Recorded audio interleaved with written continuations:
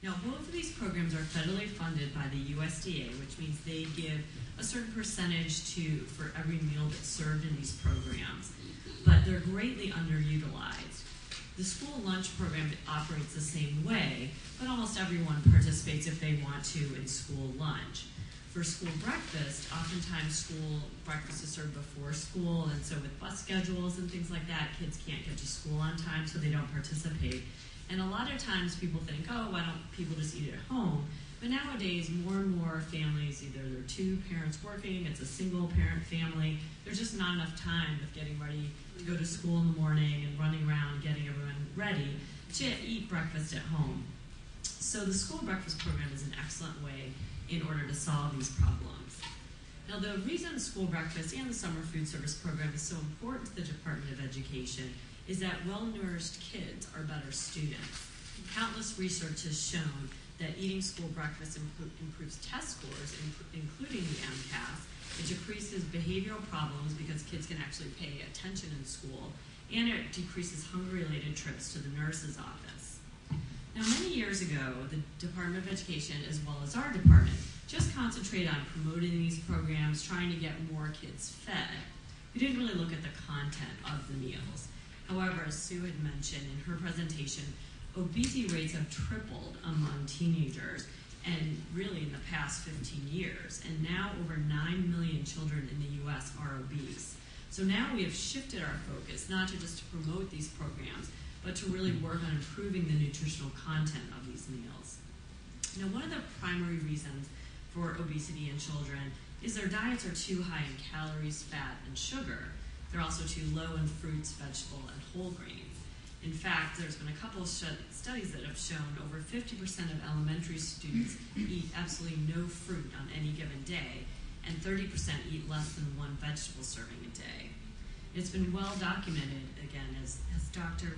referenced earlier, that many chronic diseases result from this, including heart disease, cancer, and we were talking about type 2 diabetes earlier. It used to be called adult onset diabetes. It really can't anymore because so many kids are getting type 2 diabetes from being overweight. Now, in addition to these long-term health effects, overweight kids obviously suffer from negative body image and low self-esteem, so it's a social problem as well as a health problem. Now, there's no question that environmental changes are really responsible for this increase. The sheer density of restaurants and convenience stores that serve unhealthy processed foods has dramatically increased just even within the past 10 years, and as well as their portion sizes served. Now, these types of processed fast foods contain less fiber and water than healthy alternatives, but they also have higher fat, higher sugar, so it makes them less filling and more fattening. These foods are also, unfortunately, more cheaper than healthy foods.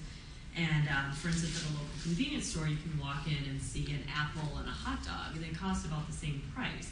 So of course, especially in low-income communities, as much of Worcester is, people think, oh, the value is greater for the hot dog than the apple, and will purchase that.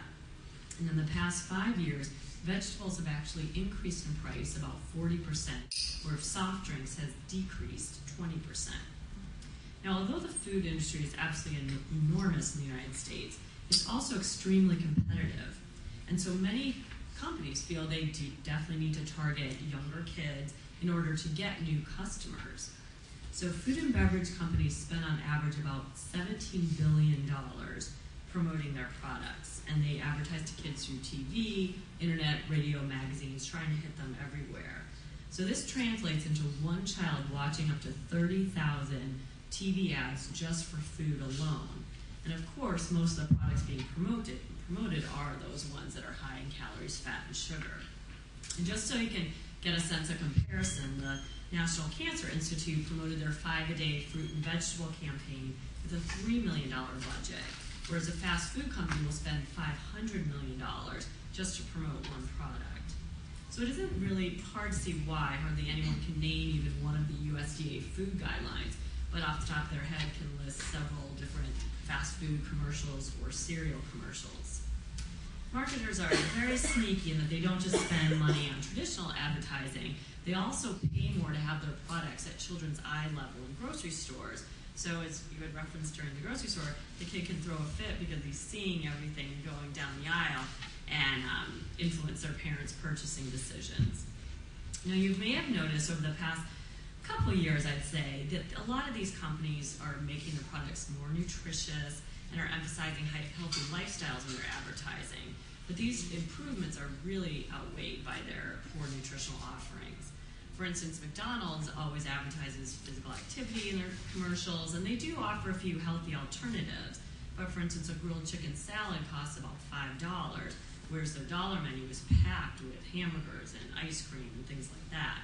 They also have a partnership, as you probably know, with Disney, and it's at least for the next 10 years, I'm sure more. But so all the Disney movies that come out are going to be tied into their Happy Meals. And although now you can choose to get fruit instead of fries in your Happy Meal, still the main meal of it is chicken McNuggets and cheeseburgers, not healthy alternatives for kids. Another example of this is last year, a lot of the soda companies joined forces with Bill Clinton's foundation and the American Heart Association, saying that they were going to take out, all these drinks out of school vending machines, but they still sell sodas, Gatorades, sports drinks, even waters, but they're caloric waters, vitamin waters, to high schools. And it reminds me a little, I used to work on anti-smoking advertising. It reminds me of how the tobacco companies will do ads, anti-smoking ads for kids, but they're getting their name out there in front of kids. And as the saying goes, any publicity is good publicity. However, it's been shown that children get anywhere between 50 and 60% of their calories from school, which is why recently there's been a lot of work being done around school nutrition in order to help combat this obesity problem. For instance, federal law now requires that every school have a wellness policy that addresses physical activity and nutrition in some way. There are also many non-mandatory guidelines, but such as some schools are adhering to, such as Massachusetts Action for Healthy Kids, their a la carte guidelines, most commonly known as the A-List, you might have heard of that, or the Institute for Medicine came out with some guidelines as well. However, all these guidelines are, they're very helpful in limiting products with high calories, high sugar, high fat, but they all focus on competitive foods. And those foods are what's served in vending machines, at fundraisers, at celebrations in the classroom. None of them really target the meals served as part of the school meals program. So you may wonder why we need to focus on the school meals program. The USDA regulates these meals, but there are a few reasons why we're targeting this area. So first of all, the USDA nutritional standards are fairly broad. Schools must meet certain calorie and fat percentages over a weekly basis, and there are also requirements for protein, some vitamins, and calcium. But on a day-to-day basis, they're more concerned with representing the different food groups versus specific healthy foods. I'll give you some examples. For instance, schools must serve a milk component and a meat component, or meat alternate, but there's no limit on the amount of fat in these components. Therefore, you could serve whole milk and a high-fat ham sandwich, and the USDA is fine with that.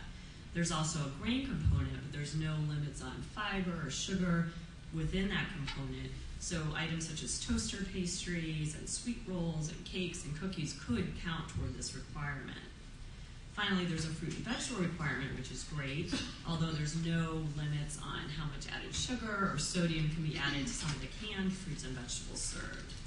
The second reason we need to look at school meals is that even though the new USDA food pyramid came out in 2005 and addressed many of these concerns, looking at whole grains, really emphasizing lean meats, low-fat dairy, and limiting added sugar, the USDA isn't expected to come out with new school food guidelines until the earliest we've heard is 2011. The standards that are used now in schools were last updated in 1995. So you can see how foods that are high in calories and fat, such as Pop-Tarts and Super Donuts, can be incorporated into school breakfast menus. So therefore, a few years ago, we worked with Harvard School of Public Health to develop the Better Breakfast Initiative, which are guidelines above and beyond the USDA's current guidelines and more consistent with the USDA's current dietary guides for Americans. Basically, we wanted to create menus of healthy foods that kids would still enjoy. Some of the highlights of our guidelines include eliminating trans fat, providing 3 grams of fiber per breakfast, serving only low-sugar cereals, skim or 1% milk, offering fresh fruit instead of juice, serving only whole grain bread products if they are available, and also no dessert or candy type ingredients, croissants, donuts, pastries, that sort.